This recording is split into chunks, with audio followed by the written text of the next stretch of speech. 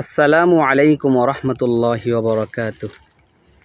প্রিয় দর্শক বন্ধু, আপনারা দেখতে পাচ্ছেন একটা কলা গাছ ভেঙে পড়ে গেছে, একেবারে মৃত্যু শয্যায় শায়িত।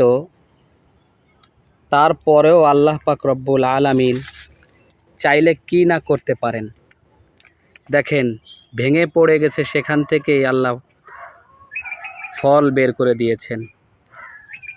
আল্লাহ চাইলে মরা গাছেও ফুল ফোটাতে পারেন, মরা গাছেও ফল আনতে পারেন।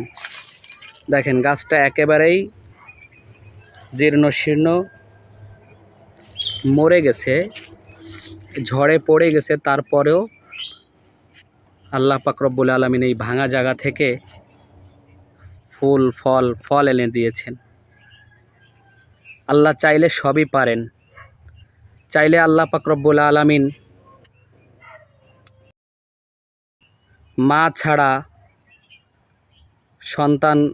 ছাড়া আল্লাহ পাক রব্বুল আলামিন সন্তান সৃষ্টি করতে পারেন। আবার বাবা ছাড়াও আল্লাহ পাক রব্বুল আলামিন সন্তান সৃষ্টি করতে পারেন। এর জ্বলন্ত প্রমাণ কোরআন। হযরত আদম আলাইহিস সালামকে আল্লাহ পাক রব্বুল আলামিন মা ছাড়া সৃষ্টি করেছেন এবং বাবা ছাড়া সৃষ্টি করেছেন। হযরত ঈসা আলাইহিস সালামকে আল্লাহ পাক রব্বুল আলামিন বাবা ছাড়া সৃষ্টি করেছেন। এরকমভাবে চাইলে আল্লাহ পাক রব্বুল আলামিন সব কিছুই পারেন। এজন্য পরিপূর্ণ আস্থা এবং বিশ্বাস আল্লাহর পরে রাখতে হবে। আল্লাহ আছেন, এই আসমান জমিনের মালিক আল্লাহ পাক রব্বুল আলামিন, এই বিশ্বজগৎ সব কিছুর মালিক আল্লাহ পাক রব্বুল আলামিন।